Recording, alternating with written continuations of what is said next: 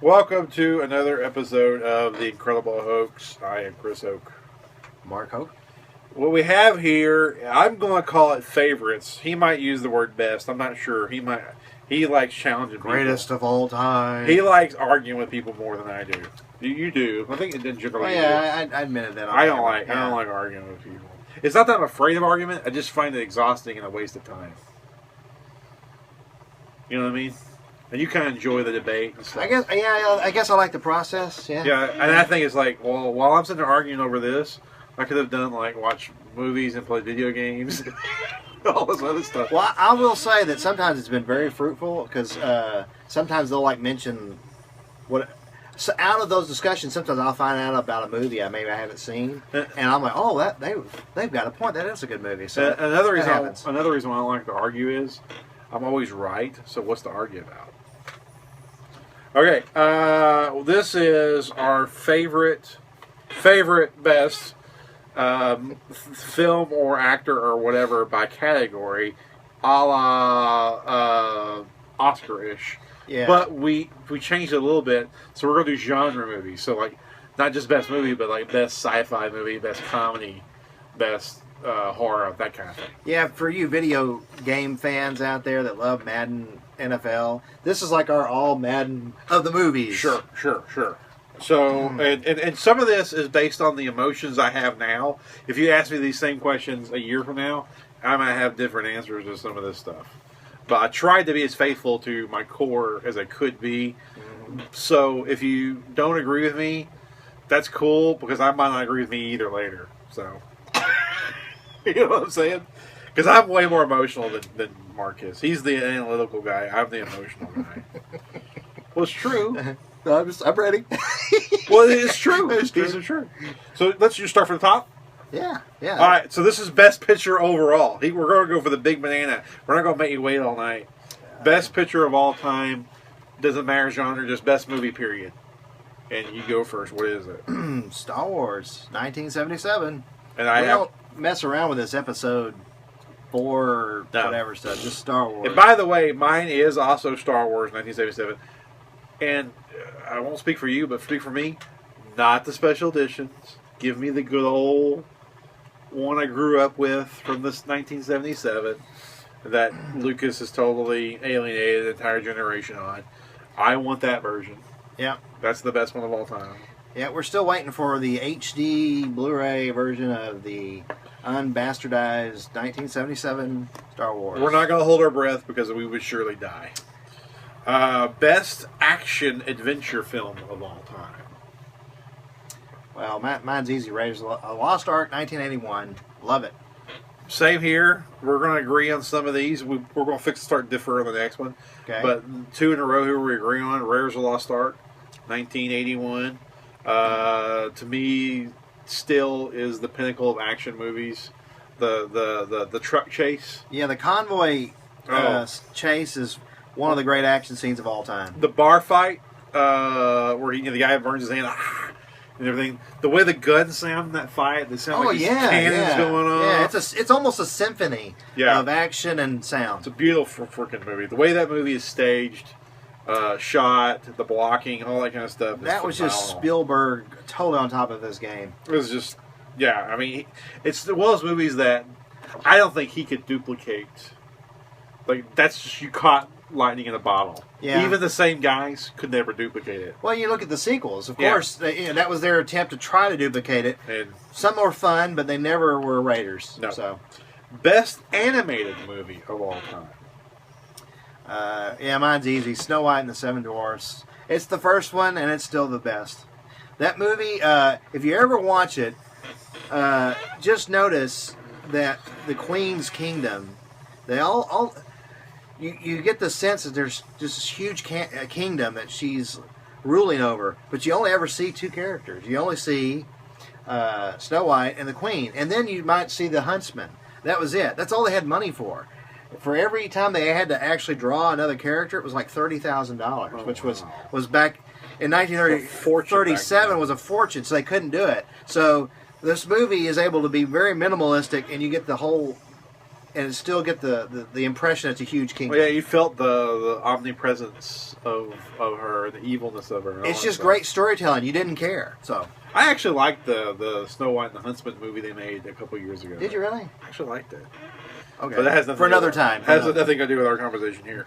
My favorite anime movie of all time is Lilo and Stitch. I'm not sure the year of Lilo and Stitch. 2000. I'm not sure the year. 2? I'm not sure. I think. Because it was a big theatrical movie, but it felt like a Saturday morning cartoon. And it was a Disney movie. And keep in mind the context of when it came out. We were very PC. We were very PC, just hammered by a whole decade of this PC-ness. And here's a cartoon where, like, the opening has like exploding spaceships, and they're shooting lasers at each other, and it was somewhat violent. You know, Stitch is a violent character. Yes. And yes. And plus the home life of Lilo was very intense, and they're arguing and slamming doors and stuff like that. It felt real. It had a grit to it. Yeah, it was dysfunctional, but it was still a fantasy film. And plus, I just had a personal connection between the relationship between Stitch and Lilo. That just really reminded me a lot of aspects of my life and the whole thing. I have a personal connection to it. So Lilo and Stitch, hands down, nothing else is close. My favorite animated movie of all time. And in fact, I have the Blu-ray right here, and it's the only animated movie in my collection. So that's actually a really huge compliment. Best comedy of all time. What did I say? I've slept since then. Oh, yeah, The Kid, 1921. Charles Chaplin. Yeah, what can you say? We've actually talked about our greatest films of all time, our top 10, on another vlog, so check it out. So I'll just say that it's just probably the greatest dramedy ever made. Just absolutely breaks my heart every time. The scene where the city officials try to take the kid away to the orphanage. It's just a great scene. It's a comedy, and you are praising it because it breaks your heart and makes you cry. But it's a comedy, and you make it your top comedy of all time. Yeah. And your praise for it is it makes you cry. Yeah. Not how funny it is. Yeah. I'm funny, ain't I? Well, I'm going to go the opposite direction.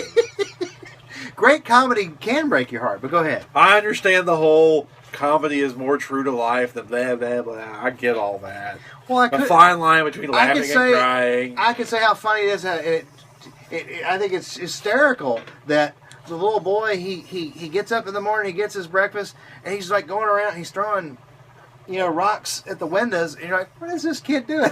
Then Charles Chaplin comes along, just happens to be a window fixer. Oh, they're con. And they're totally conning the neighborhood. It's hysterical the way he sets that up. So there is comedy in The Kid. Check it out. Yeah, it makes him cry the most. It's his favorite comedy.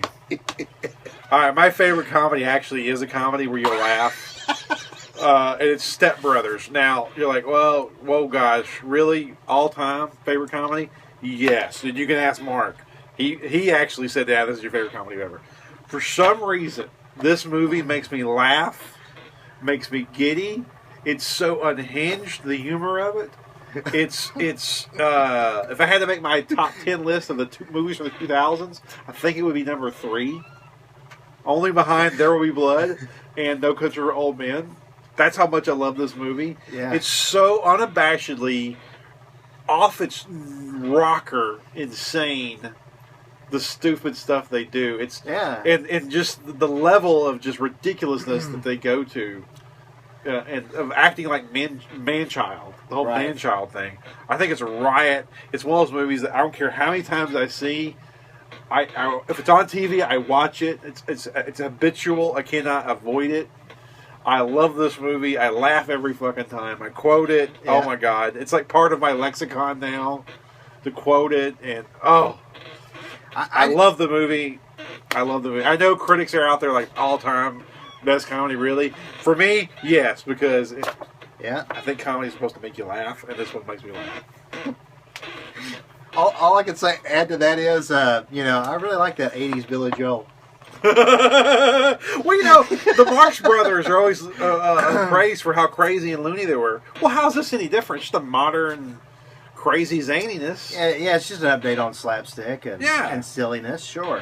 So how's this any different? All right, documentary. Best documentary of all time. Documentary feature. Documentary feature. Yeah, there's a few, of course, that went through my mind on that category, but the one that stood out for me was absolutely Grizzly Man from 2005. That movie